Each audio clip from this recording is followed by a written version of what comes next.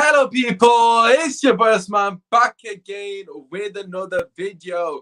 As you can see from the title, this is a transfer news show. I thought I'd come on and have a quick show, obviously giving my thoughts on everything that is Manchester United speculation. My mouth's a bit messed up, I got quite a lot of cuts, so that's probably why I'm speaking the way I am. But that being said, as always, make sure you slap a like on the video and subscribe to the channel. As you can see, my socials are on the screen and we're going to get straight into it. Manchester United have got an issue. I mean, where to start? First things first, right? The transfer window is closing in 3 days. We still do not have a centre mid. What the hell is going on with Amrabat? What the hell is going on with Gravenberch? I mean, neither of which have signed for Manchester United. In this current moment of time, it's looking extremely bleak. I mean, it's fair to say that Manchester United are not doing a Murtaugh madness. Manchester United are absolutely flopping. I mean, it's been a poor window to say the least. Onana, he's been good. Had a poor game last game. Mount injured for me, wrong signing. Højlund injured, haven't seen him. We don't even know if he's any good. Paid 20 million for him, which is a lot of money. If you actually look at some of the business other teams have done, that is a lot of money for one player. Arguably could have go 1.5 players, i.e. 50 million, and maybe that put out the 20 million to another player, maybe even Amrabat. But that being said, spent a lot of money on both them players. Mount and what's his name? Højlund, 140 million, 120 million, whatever it is, roughly around that mark. So for me personally, it's a bit of a worry in the manner in which we've done our business. I do think we've overpaid massively, but don't need to worry about that at the moment. But so shout out to Mohsin. Walaikum salam, my brother. Inshallah, you are doing well. Hopefully you and your family have had a good weekend as well. Thank you as always for showing support. I appreciate you. But yeah, the whole window for me has been an absolute joke. We've essentially got 4 days or 3 days to save our season. We've got 3 days to save this window. I mean, for me, the outs haven't been good enough and the ins have been an absolute joke as well. Like I said, 3 signings, 2 of which are now injured. Okay, granted, you can't really foresee Mason Mount's injury, but we did actually buy a Højlund injured. Again, that's a bit frustrating, but hopefully bigger picture, he comes good. He's still very young. Got a lot of time to obviously, play football, hopefully. Nothing too serious, of course, that affects him and his ability. Onana, I would say, it's probably been a success so far. Only 3 games, so hard to say. But that being said, I'm happy with the Onana signing. And I think 42 million was a good price. But as I've already said, no Amrabat, no Gravenberch. And for me personally, I just think it's absolutely embarrassing. I was going to say inexcusable because it is inexcusable as well. Because at the end of the day, these signings should have been in ages ago. I mean, it's not become apparent now within the last week of the transfer window that we need a centre mid. Everyone and their dog knows we need a centre mid for a long time. So I just don't understand what the hold-up is. Reports have come out saying Amrabat has essentially been waiting since the end of June to sign for Manchester United. I mean, we should have signed him on the first day of July. 25 million, absolute bargain for a player of his quality. What he will bring to this team is absolutely undeniable. It's absolutely integral that we get Amrabat. Everyone, as Manchester United fans, know that not only because he can play alongside Casemiro, but the fact that he can replace Casemiro in the 6 as well. He's very much versatile in both roles. And he just brings a lot of stability into the midfield, which has been massively lacking so far this season. I will continue to lack throughout the entirety of the season because the only other person in that role is Mctominay currently, and we'll get onto Mctominay. As you can see, his name is in the title. Mohsin saying, if you don't sign Amrabat, we're in trouble. Absolutely. Like I said, we have essentially got 3 days to save our season. I'm not even over-exaggerating. If we do not get Amrabat or Gravenberch, or if not both, over the line, we are absolutely screwed. Make no mistake about it. These wins will not paper over any cracks in my head. There's no getting away from the fact there are glaring issues on Manchester United Football Club. I'm sorry, I know people are buzzing of the Nottingham Forest comeback, and understandably so. When your team wins a game, of course you should be happy. Of course you should rejoice and celebrate. I did all of those things, but when the dust is settled, you've got to be honest with yourselves. And the truth of the matter is, we're in an absolute shit show. It's a mess from top to bottom. We know that, but in terms of the smaller, minute details, it's a mess on the pitch, and in particular in the middle of the park, it's an absolute shambles. Against a better team, we would have got punished. To be 2-0 down at home within 5 minutes is not acceptable. I just fear for Manchester United as a fan, as a, as someone that goes to games, or regardless if I go to games or not, but as a fan who's been following the club for a long time, I just feel the lack of preparation is going to kill us this season. I mean, we've got away with it last season and maybe other seasons in the past, but this season, we are not going to get away with it. It's extremely obvious where our weaknesses are, and teams will exploit that time and time again in the Premier League. You can't get away with these kind of things, especially in the middle of the park. You can't compensate for midfield. I mean, Kobe Mainoo's injury is extremely unfortunate in terms of timing. However, in saying that, I do think, without sounding extremely bad here, but it's somewhat a blessing in disguise, because if he didn't get injured, and I shouldn't really be saying this because I'm a big fan of Kobe Mainoo, and I do believe wholeheartedly in his ability to obviously break through into the team. Just got some breaking news. Manchester United are considering a surprise move for Tottenham Hotspur. Oops, I've just... Hopefully you can still hear me. But apparently I just got a message from my mates, Ty, one of the Ties. Obviously extremely credible person within the community. It's not his source, by the way, just FYI, because his sources are A1. But he's just put a message in the chat saying that Man United interested in Højbjerg.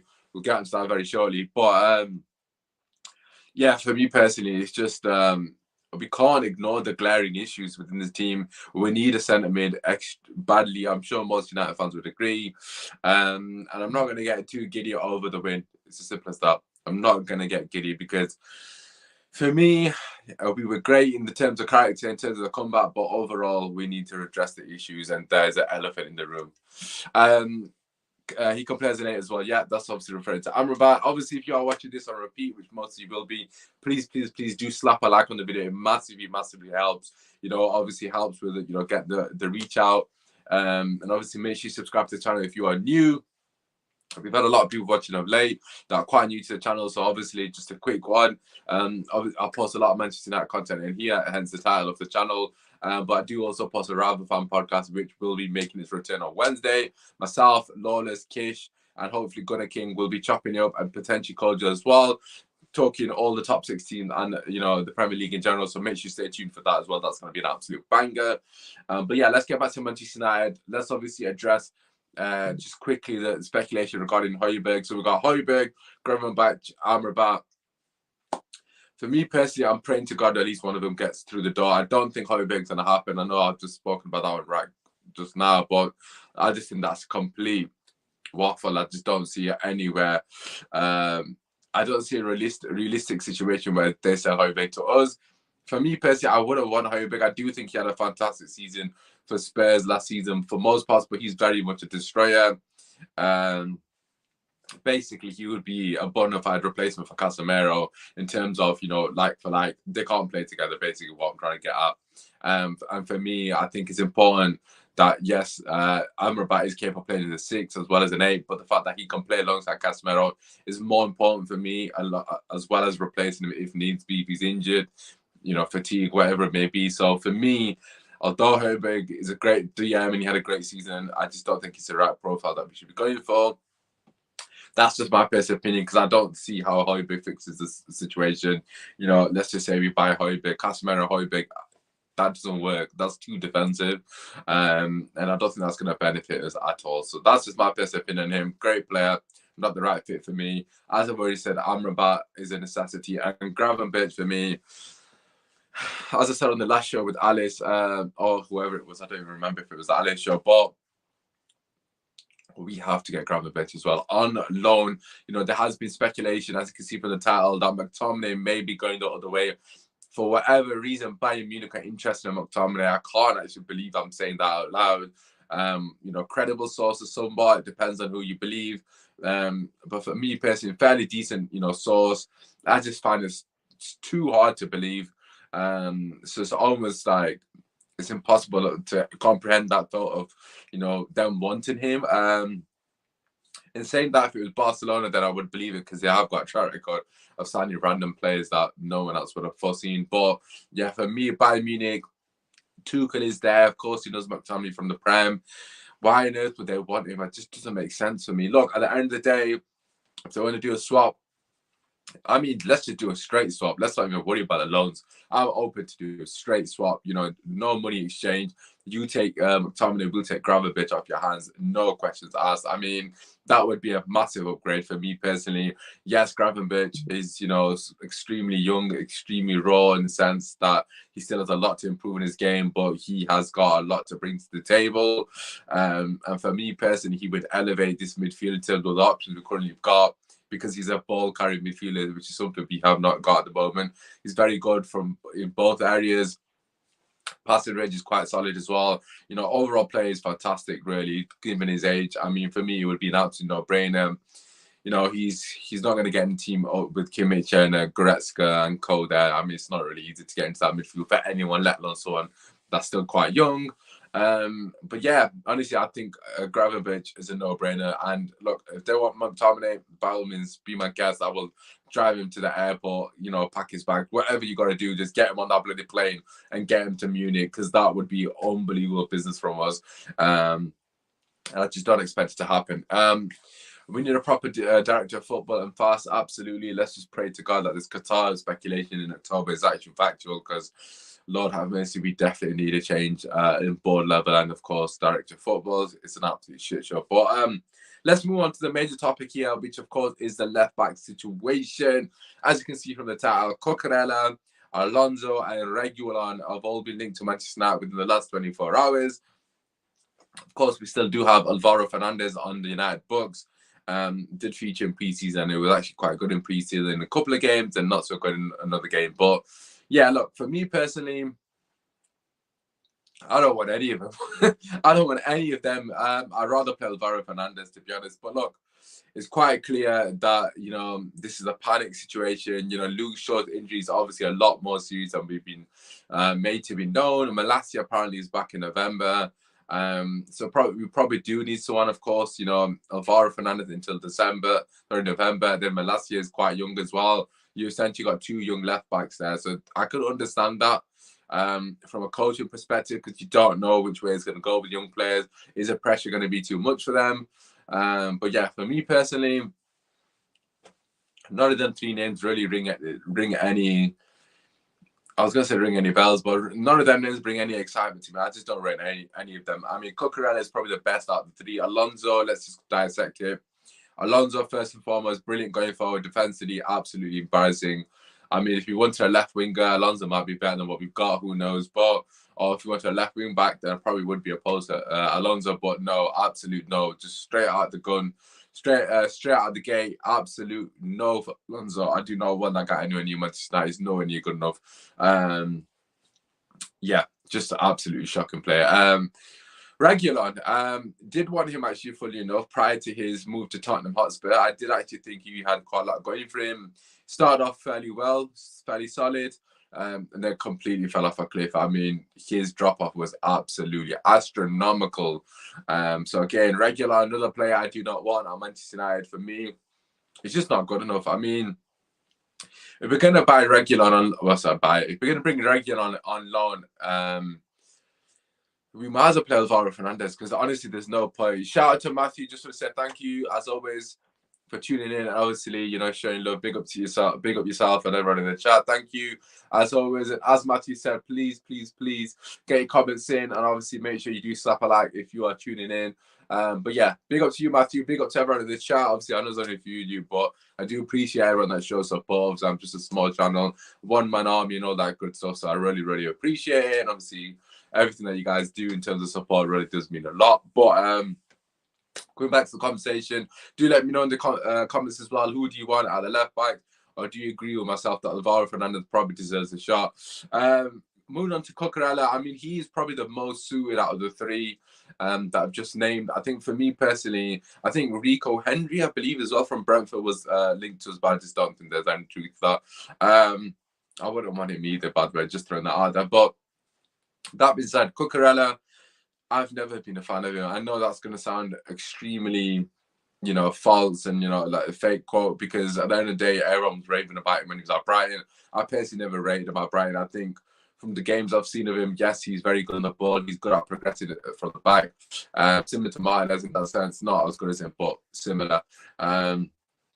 But for me personally, I just think he doesn't overlap at all. I mean, he may overlap the odd occasion, but in general, I've got my fullbacks overlapping. Of course, I'm not the manager. Ten Hag wants him to play in third, then maybe he might be a success. Who knows? But in terms of Reguilon, not Reguilon, sorry, Cucurella as a fullback, he doesn't overlap enough for me. And I think Rashford is going to massively suffer from a left back that's not willing to bomb forward and support the attack and overlap and drag a defender. And obviously, Rashford, to be fair, has been one of our better players. So, not this season, just in general. But yeah, for me personally, I think Shaw, of course, is a massive miss, which I haven't even addressed. I think that's going to be a massive, massive miss. And a lot of United fans are going to realise how big of a miss it is. I do think he brings a lot of quality to the team, creativity. He has got ability to whip a good ball in on the odd occasion as well. So yeah, we're going to miss Luke Shaw. And I think for me, we definitely need quality to replace him. But is any of those three that I mentioned good enough? I personally don't think any of them are. Cucurella probably been the best out of bad bunch, as I've already mentioned, but I'm not a massive fan of his. If he's playing in third, maybe he would, but I just think Rashford's going to suffer a lot. I think the balance of the team is going to suffer a lot. So, yeah, let's get a comment here from Matthew. Reguilon is the best out of the options. Cucurella has fallen away, and I don't want to comment on Bertrand. Fernandez will be sent out on loan by United. I forgot about Ryan Bertrand. Well, yeah, as you said rightly, I think Ryan Bertrand's absolutely shocking. Reguilon, for me, I don't actually think he's that good, although you feel that you would want him. I mean, Alvaro Fernandez should be sent on loan because if you can't play in the scenario, we've got no left backs available, then what the hell is the point of him still being at United? I personally think he's good enough. But Ten Hag obviously doesn't trust him enough, which is fair enough. That is completely fine. It's only a loan. I don't want to overreact too much. I'm a bit pissed off with the names that have been touted, but it is very late into the window as well, so we've got to take that into account. But yeah, for me, Cucurella is the best out of the options. I'm seeing people say Reguilon. Just don't think he's good enough defensively. I mean, not to say Luke Shaw has been brilliant of late, but he's nowhere near good enough compared to Luke Shaw. So, to be fair to Cucurella, he's okay defensively. Yeah, going forward, yeah, just not good enough. But look, it is what it is. We're in a situation here where we're very much in dire straits and we need to get left back over the line. So hopefully they get one sooner rather than later. We've only got 3 days to sort it out, so hopefully this way. But that being said, I just want to, quickly make a point on this situation. And, there's been that notion that Manchester United do not have money. Manchester United are not capable of, bringing in Gravenberch because of wages, yada, yada, yada. I've seen so many excuses for this. And then obviously some people are now saying, Bayern Munich do not want to get rid of him. Well, that's an absolute lie because Bayern Munich 100% want to get rid of him on loan, not on a permanent transfer. So that's complete BS. The people that are saying that, you're obviously on payroll for Glazers because that is complete nonsense. But that being said, I was, made aware, I'm sure all United fans were as well, that we've got no money available. And all of a sudden, we've now got a panic situation in the left back, where we need a replacement. And all of a sudden, these funds have become available. It's almost like the funds were already there. So, for me personally, the hand has been forced with the left back situation. We have to get left back. It's extremely integral that we get one over the line. They didn't feel out of that with Gravenberch. For whatever reason, I think it's integral to get him on the line as well. But the point I'm making is the money was already there. They just didn't feel it as a necessity to get a centre mid like Gravenberch over the line.